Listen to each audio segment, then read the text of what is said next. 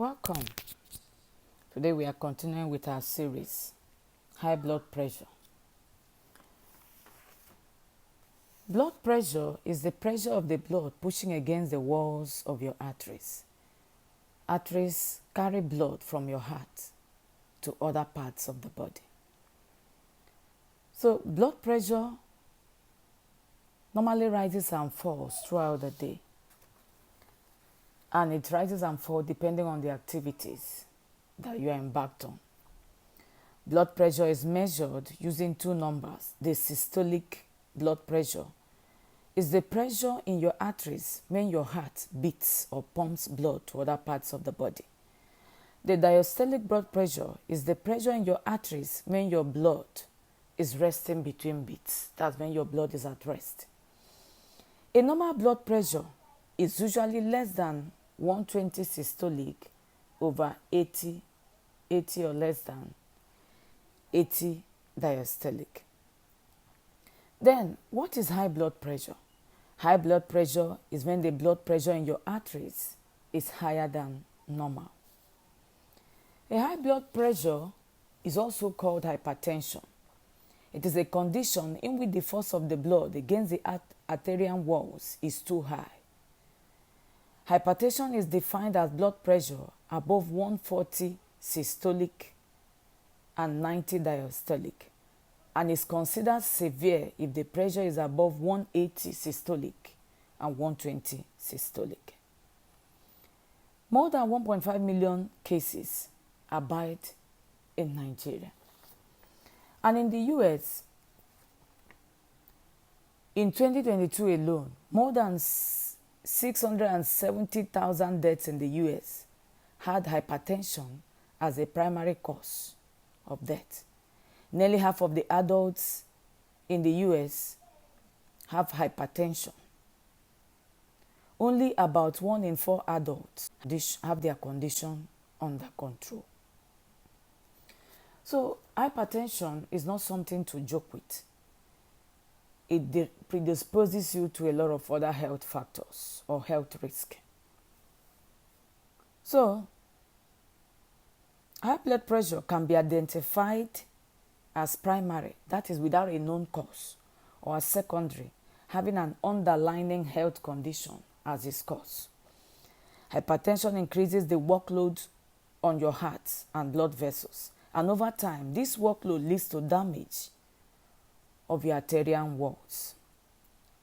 And also, when you have bad cholesterol flowing in your bloodstream, they form plaques along the damaged walls. And these plaques builds up, narrowing the width of the arteries. So as more plaques is accumulated, the narrower the inside of the artery becomes, and then the higher the pressure. Let's look at some of the causes of high blood pressure. There are 2 causes. One is known as non-modifiable risk factor, and the second one is modifiable risk factor. The non-modifiable risk factors are factors such as family history or genetics, that is, your parents or your brother had it, so most likely you may have it. Or something that has to do with ethnic origin, where you are born.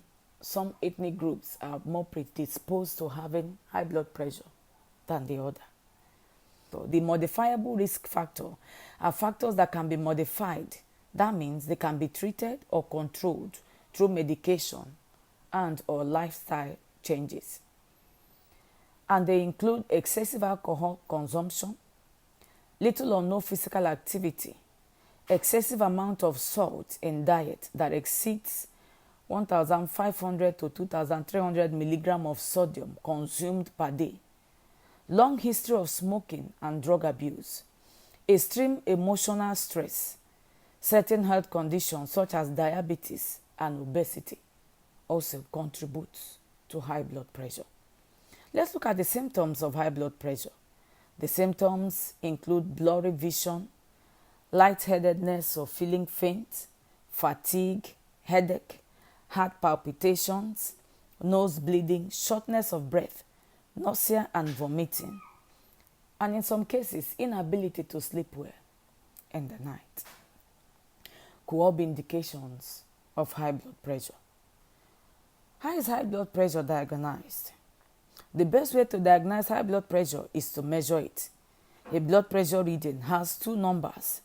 Systolic blood pressure, which is the number at the top, which I've told us before, that is how much pressure your blood is exerting against the arterial walls during heartbeats. And the diastolic blood pressure, the bottom number, which indicates how much pressure your blood is exerting against the arterial walls while the heart is resting between beats. There are two ways or two guidelines covering how high blood pressure is measured. One is set by the American Heart Association, and the other one is the 7th report of the Joint National Committee on Prevention, Detection, Evaluation and Treatment of High Blood Pressure, 2003 guidelines. So, according to the American Heart Association guideline, blood pressure measurement fall into 4 general categories. Normal blood pressure, you have a reading of less than 120 systolic over less than or equal to 80 diastolic. Then, elevated blood pressure is a reading ranging from 120 to 129 systolic and below 80 diastolic. Then for the hypertensive stage, you have stage 1 and stage 2. Stage 1 hypertension is a reading ranging from 130 to 139 systolic over against 80 to 89 diastolic reading. Stage 2 hypertension is a reading ranging from 140 or higher systolic or 90 diastolic. Hypertensive crisis is a reading higher than 180 systolic or 120 diastolic. In this hypertensive crisis, you must immediately consult your doctor. Let's look at the second guideline that can be used to diagnose high blood pressure. The 7th report of the Joint National Committee on Prevention, Detection, Evaluation, Treatment of High Blood Pressure, 2003 guideline states that for a normal blood pressure, the systolic is less than 120 and the diastolic less than 80. And at risk here is pre-hypertension stage. Systolic is 120 to 139 milligram mercury and diastolic is about 80 to 89 milligram mercury reading. High blood pressure here is systolic above 140 or higher and diastolic about 90 or higher. That's using the guideline of the 7th report on the Joint National Committee. So the higher the blood pressure levels, the more risk you have for other health problems such as heart diseases, heart attack and stroke. So high blood pressure can damage your arteries by making them less elastic, which decreases the flow of blood and oxygen to your heart, leading to heart diseases. High blood pressure can cause the arteries that supply blood and oxygen to the brain to burst or block, leading to a stroke. High blood pressure disposes the person to chronic kidney diseases. What are the ways you can manage or prevent high blood pressure? People with high blood pressure can actually lower their high blood pressure into a healthy range by taking or making some lifestyle changes. Some of the lifestyle changes includes getting at least 150 minutes of exercise in a week. To quit smoking. If you are a smoker, you quit smoking. Eating a healthy diet and limiting the amount of sodium you consume. Limiting the amount of alcohol consumption also help.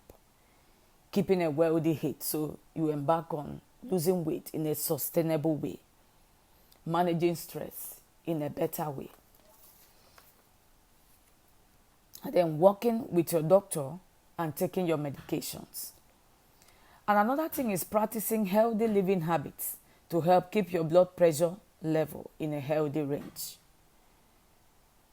We know that high blood pressure, when it's consistently high over time, it causes damage to your heart and to your arteries. So, in a bid to enjoy healthy life or to practice healthy life to the fullest, endeavor to check your blood pressure often. And then when you see that it's going above this range that is listed in this video, kindly consult your health practitioner so that the right medication and advice can be given to you. If you like our videos, kindly subscribe, turn on the notification bell so that you get our videos as soon as they drop.